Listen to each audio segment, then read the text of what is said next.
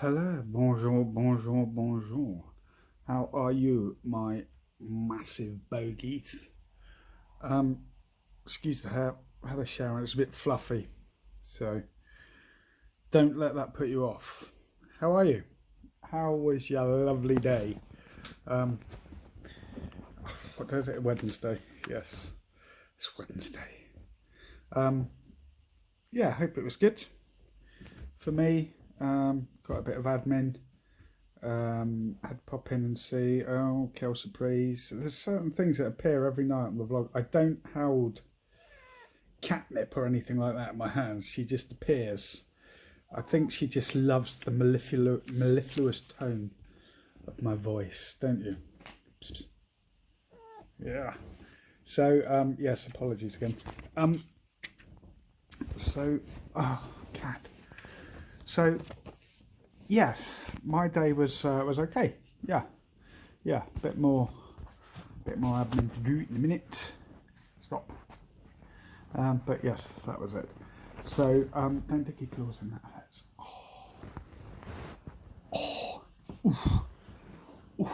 So cool. Yeah. So yeah, not too much else from me. No more news really. What's the news today? What have we seen?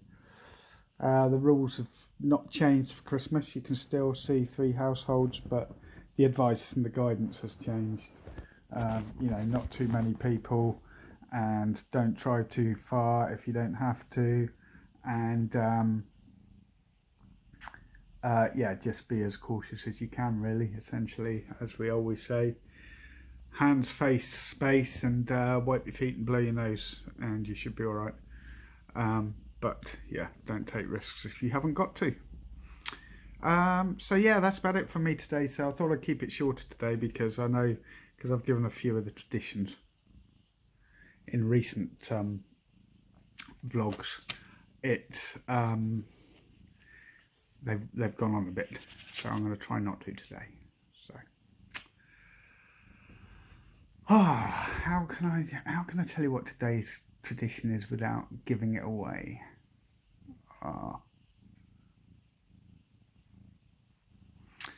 I was with my neighbour earlier in the garden, and I looked up at the sky and I said to her, "Ooh, it looks a bit like reindeer." Ah, you see what I did there? That's what we're doing today. We're doing reindeer. Reindeer, in comparison to a lot of the other traditions that we've talked about, are quite a bit more contemporary. Although, if you go back to Norse mythology, Thor was supposed to have some sort of chariot in the sky that was drawn by, oh god, what were they called? Nasha and something else. But it is Norse mythology, so the key is in the word mythology. So it's Nasha and Cracker actually, but interestingly, they weren't reindeer; they were goats. So the story goes. Reindeer came about. So in 1807, a chap called Major Henry Livingston wrote a poem, and it was called "'Twas the Night Before Christmas." And I'll see if I can dig it out actually and put it up. And that's when reindeer were first introduced into any sort of talk of Christmas. So it was 1939, and a department store in Chicago called Montgomery, one of their ad men came up with the story of Rudolph. His name was Robert L. May. It sounds a bit like my name actually, doesn't it? And it was very successful. They printed about 2 million copies and distributed them across all of their department stores. And then they had the war, and it was the Great Depression.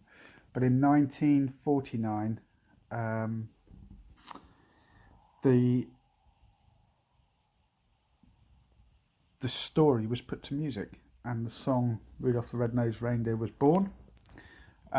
It was sung by Gene Autry, a chap called Gene Autry, and of course we all know the rest, and we all know the song Rudolph the Red-Nosed Reindeer. And for your information, it is of course Dasher, Dancer, Prancer, Vixen, Donner, Cupid, something Blitzen.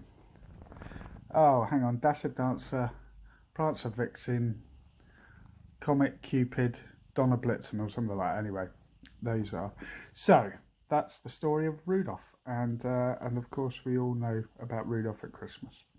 So endeth today's lesson. I do have a couple of reindeer jokes, as is traditional.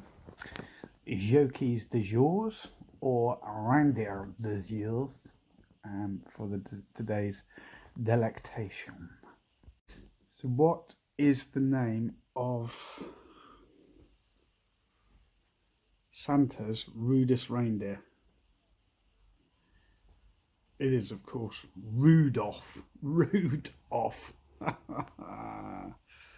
How much does it cost Santa to park his sleigh? It's nothing. It's on the house. It's on the house. Like a chimney. Anyway, be safe. The Dasher, Dancer, Prancer, Vixen, Comet, Cupid, Donner, Blitzen, and Rudolph, I think. So I've actually looked it up, and the original poem it's longish, but I'd struggle to get it onto the vlog, just because I'd have to put it over a couple of pages. So I'm going to read it to you. So if you're ready, we shall begin again. This is "'Twas the Night Before Christmas" by Clement Clarke Moore. 'Twas the night before Christmas, when all through the house not a creature was stirring, not even a mouse. The stockings were hung by the chimney with care, in hopes that St. Nicholas soon would be there.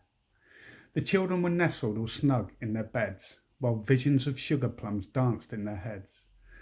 And Mamma in her kerchief, and I in my cap, had just settled down for a long winter's nap.